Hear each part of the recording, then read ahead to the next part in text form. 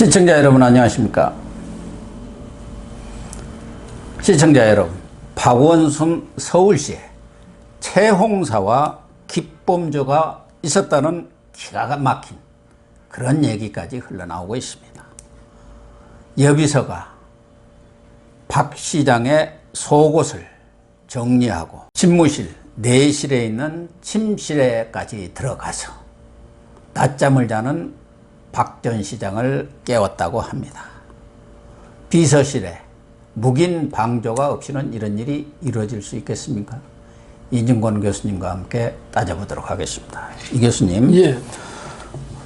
경찰이 박원순 시장이 갖고 있는 휴대폰, 그게 3개 아닙니까? 예. 이제 공적으로 쓰는 아이폰이 있는 거고, 또 개인 명의 소유의 휴대폰이 2개인데, 그것에 대해서 지금 압수수색 영장인가? 예. 이걸 신청했는데 또 법원이 또 기각해 버렸다고 그러네요. 예. 왜 기각을 했죠? 그게 있어야 정확한 진상을 파악할 수 있을 거 아닙니까? 이제는 그것 파악할 가치가 없어졌다는 거지. 이미 사람 죽어버렸는데 무슨 소리냐. 핑계 잘 됐잖아요. 내가 손 뗄 핑계 잘 됐는데 안 그래도 그 만약 수사 들어가면 경찰이 얼마나 힘들겠습니까? 그 사람 죽었잖아. 근데 뭐 이제 저 수사할 그 이유가 없어졌어. 경찰 자체가 이 수사의 뜻이 이른바 우리가 말하는 학업의 뜻이 없는 사람들 아닙니까? 이미 지난번에 이거 공소권 없음 이렇게 자기들끼리 결정 내려버렸잖아요. 그러니까 경찰이 뭐 수사를 하면 수사자도 검찰이 수사를 하니까 문제다. 그래서 수사권은 전부 경찰에 넘겨주자. 경찰한테 수사 종결권까지 주자. 지금 이런 시대예요. 앞으로 경찰을 어떻게 믿습니까? 앞으로 그러니까 정권이나 이런 데하고 관련된 사건 수사는 다 이렇게 갈 개연성이 높다.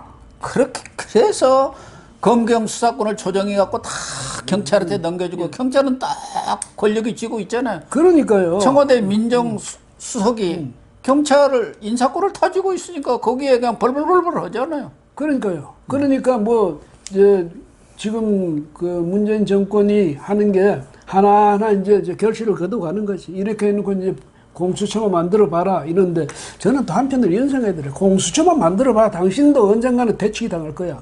그럼요. 또 당할 수 있지. 그쪽에도 또 다 윤석열 같은 분이 왜 안 나오겠습니까? 다 나옵니다. 그러니까 나쁜 생각을 가지고 속으로 저희를 나쁜 생각을 가지고 무슨 일을 꾸미면 나중에 결국은 동티가 난다. 이거는 그 역사적인 그 경험치가 아닙니까?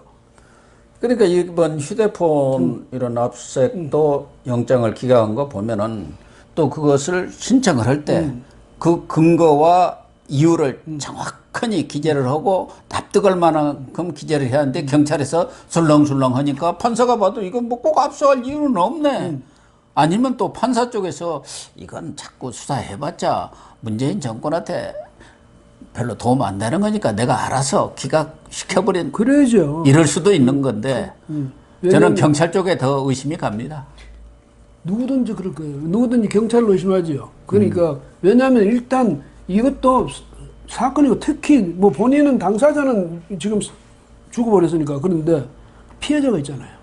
아니 피해자도 피해자지만 지금 수사 기밀이 유출이 됐지 않습니까? 그 유출이 어디서 나왔겠어요? 기본적으로는 경찰한테 나왔다고 보는 것이 합리적인 판단 아니겠습니까? 그러면은 그 핸드폰 다 열어서 포렌식 하면 누구 경찰하고 통화하고 이런 것들이 다 나왔다고 하면은 그날로 끝나는데 경찰이 그걸 열심히 하려고 하겠어요? 안 하죠. 제가 봐도.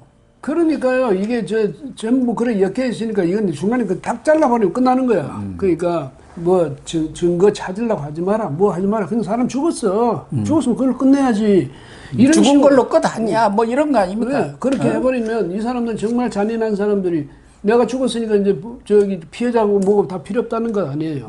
그 다음에 그건 또 문제지만 이 서울시가 이런 식으로 운영이 되어 왔다는 이 자체도 문제고 서울시가 구조적으로 그런 여러 가지 허점이나 문제점이 있었다면 이것도 다 그냥 다 덮어버리면 됩니까?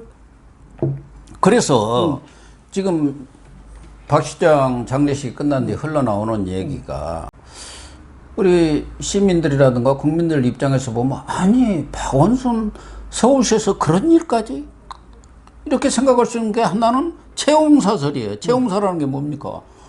연산군 때 그 여자들 전국에서 끌어모으는 그 사람이 최홍사 아닙니까? 또 하나는 기쁨조 얘기가 나오고 있어요. 여비서들은 기쁨조 있다. 그러니까 최홍사 얘기는 홍준표 현재 의원이죠. 전 한나라당 미래한국당 대표 하신 분이 최홍사 얘기까지 있다 해갖고 지금 화제가 됐습니다만은 최홍사가 있었나요? 최홍사가 있었으면 그야말로 서울시는 그거 정말 행정기관도 아니죠. 그런데 저는 그런 건 없었다고 믿고 싶습니다. 왜? 무슨 이 대명천지에 시장이 무슨 뭐 대통령쯤 되면 또 몰라도 시장 정도가 최홍사까지 가느냐고 이건 아니 그러니까 아마 이런 거는 있었어요. 그러니까 그 사람들이 손님들이 와가지고 보고 여기 서울시장 비서실은 얼굴 보고 뽑아? 뭐 이런 말을 하는 친구들도 있었다는 거 아니야. 그러니까요. 그런 걸 보면 이제 박원순 시장이 보고 저 친구는 저 비서실로 보내. 이랬을 개연성은 있죠. 아니 지금 그 피해를 당한 피해자 A 씨 여비서 예. 그분도 원래는 공무원 아닙니까? 예, 그리고 공무원. 자기가 비서직을 지원한 것도 아니에요. 아니지. 예. 그런데 그때 뭐 여기저기서 해갖고 면접 보러 오라 그런 거 아닙니까? 그래가지고 비서를 한 거예요. 얼굴도 뭐 예쁘고 몸매도 단정했겠죠. 그런 것이 일종의 변형된 채용사라고 봐야죠. 그런 의미에서 말하자면 예를 들면은 서울시라든가 또 서울시 산하에 있는 기관 중에 그거 괜찮은 여비서감 있으면 비서실 실장한테 좀 추천해 봐라. 그런 거가 똑같은 거지 뭐예요. 그래서 그러니까 아까 말씀드렸지만 얼굴 보고 비서 뭐 하냐 이렇게 이야기 나올 정도로 만약에 그런 것을 가지고 면접을 많은 사람들하고 면접을 해가지고 뽑아 올렸다 이러다면 비서실장 누구야 그 뭐란다 고한석. 아니 그 여비서 뽑을 때는 지금 서정업 서울시장 권한대행이 그 비서실장 할 때 아닙니까? 그 사람이 뽑은 거예요. 그러니까 이런 식으로 했다면 이게 이제 옛날 말로 하자면 그냥 우리가 상징적으로 하자면 능지처참해. 그럼 이걸 용서할 수 없죠. 그런 사람이 지금 시장 권한대행을 하고 있고 그 서울시에서 무슨 진상조사단을 꾸리겠다고 하는데 아무 지금 뜻이 없다는 거 아닙니까? 경찰과 마찬가지로 서울시에도 학업의 뜻이 없는 거예요. 진상조사가 되겠습니까? 지들끼리 진상조사위원회 만든다며. 셀프 면접을 주겠다는 거죠. 그러니까 우리 안에서 문제가 생긴데 우리가 조사해가지고 처리할게 이거지. 예? 그 다음에 서장님 그 사람이 5일장 뭐 서울특별시장으로 했다면서요? 예. 아니 그 정도로 그 사람이 그렇게 그 권한이 큰 사람이에요? 비서실장하고 행정부시장 했으니까 아주 세죠. 서울시에서는 2인자니까 세죠. 아니 그렇지만은 여하튼 이 민심 동향도 챙겨보지도 안 하고 말이죠. 그다음 이게 도리냐 아니냐 그것 따지고 세상에 말이죠. 자기가 잘못했다고 생각해서 자살한 사람을 이런 식으로 하는 법 세상에 어디 있습니까? 그런데도 이 사람들 그것도 뻔뻔해요. 거기다가 거기에 이제 채용된 여비서들 이런 사람들은 완전히 기쁨조 역할을 강요를 하다시피 했다는 거예요. 비서실에서 비서실장이라든가 이제 비서가 있고 비서실 내에 40명이 있는 모양이에요. 비서실만 무슨 대선 캠프처럼 이렇게 차려놓은 모양인데 거기에 비서실장 있죠. 특보 있죠.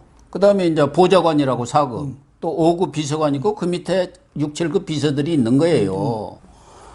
그러니까 이 사람들이 말하자면 박원순 시장 어디 운동 오고 오면은 가서 옷 챙겨주고 속옷까지 다 이렇게 해도 되나요? 그리고 잠 깨우러 가는데 수행 남자 비서가 있는데 왜 여자 비서가 들어갑니까? 그러니까 그 요즘 언론 보도 보니까 이게 참 제왕적 대통령이라 하더니 서울시장은 이거 무슨 정말 옛날에 저 황제보다 더 황제 노릇 하려고 길을 섰구나 하는 생각이 드는 것이 지금 말씀하셨던 대로 아니 낮잠 주무시다가 깨우면 남자가 깨우면 불쾌한다는 거 하니까 가서 나긋나긋한 목소리를 깨우라 이 말 아니에요. 그 다음에 샤워하러 들어가 벗어놓은 옷을 왜 여비서가 챙겨서 집으로 보내요. 그러니까 이 하는 짓들이 이거는 돌아가신 양반이지만은 정말 이런 식으로 만약 자기가 하고 죽었다면 이거 용서할 수 없는 거예요. 그리고 비서실이라든가 이런 데서 이제 높은 사람들이 여비서들한테는 시장의 심기 경호가 제일 중요하다. 기분 좋게 만들어야 한다.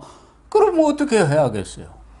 그냥 마음에 없지만 좀 아양도 떨어야 하고 뭐 그렇게 하라는 거 아니겠습니까? 기분 좋게 가서 좀 만져도 주고 뭐 그러라는 얘기 아니에요.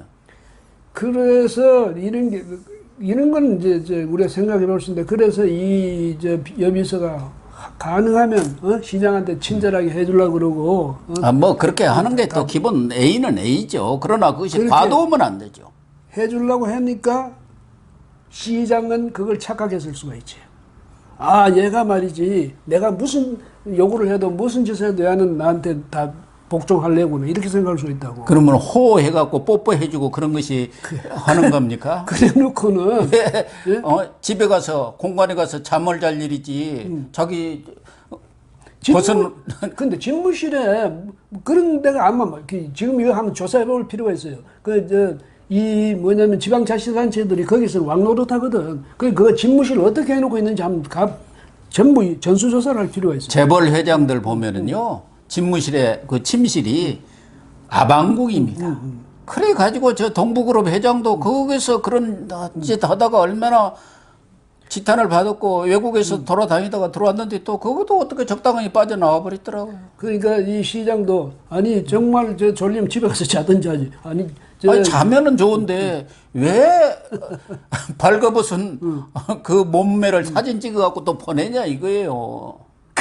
참 우리 할 말이 없는데, 예? 이래가지고 그 침실에서 얼마나 일을 열심히 할 거고 침실에서 낮잠을 꼭 주무셔야 되나? 그다음에 천만 시장이 그 낮잠 잘 시간이 어디가 있습니까? 우리 같은 유튜브 하는 사람도 잠잘 시간이 없는데 깨울 때도 가가지고 조심조심 깨워야 되고, 세상에 그게 임금도 그런 임금이 어디 있습니까? 그래 이렇게 기고만장 이 하늘 무서운 줄도 모르고 그런 짓을 이 자치단체장들이 이 박원순 시장에 그치는 건지 아니면 정말 다른 데도 있는지, 예? 이거 전부 한번. 박원순 시장만 그러겠습니까? 박원순 시장이야말로 여성 인권의 아주 상징이고 어떤 도덕성이랄까 좌파 진보의 그런 상징적인 인물 아닙니까? 아이콘 아니에요. 그런 분 같아서도 이런 일이 벌어진 거 아닙니까? 근데 뭐 벌어지고 또 떳떳하게 당당하게 사는 사람도 있어요. 보니까 그 오거돈 씨는 지금 뭐지 4월 23일 날 그 사퇴하고 났는데 지금까지 80일 넘었는데도 수사가 진전이 안 된대. 진전을 안 시키는 거겠죠, 경찰이. 안 되는 게 아니라. 그러니까. 아니 뭐 이 친문 인사고 부산 인맥의 아주 좌장격인데 그 사람 뭐 별것도 아니네 하고 경찰이 자꾸 적당하니 하다가 세월 지나면 이제 잊어버리겠지. 그렇게 되는 거 아니겠습니까? 그러니까 힘없는 사람들만 억울한 거예요. 얼마나 이 정권, 특히 정부 여당이, 청와대하고 여당이 얼마나 정말 이 사람들이 이 후한무치한 사람들이냐면, 보세요. 안희정, 오거돈, 거기다 박 시장까지 이렇게 당 소속의 인사들이 이 짓을 했으면 정말 국민들 앞에 백배 사죄하고 엎드려 절하고 해야 되는데, 이해찬, 그 유명한 이해찬 또 뭐라 그랬대요? 후레 자식 같은 이라고 이랬다면서요, 기자 보고. 그러고서 그 사과도 입에 발린 사과고 지금 지지율이 폭락하니까 진중권 교수 같은 거 그렇게 분석을 했잖아요. 거기 속으면 안 된다. 저 사람이 무슨 진정성을 가지고 사과하는 게 아니고 자기들 방어하기 위해서 이건 사과를 해야만이 그래도 국민들이 조금이라도 마음을 누그러뜨리지 않겠나. 그래갖고 한 거 아니냐. 피해 호소인이라고 그러면서. 또 하나는 뭐 공중파 방송이라든가 이런 것은 워낙 이제 친문화 돼버렸으니까 뭐 그냥 관제 방송 아닙니까?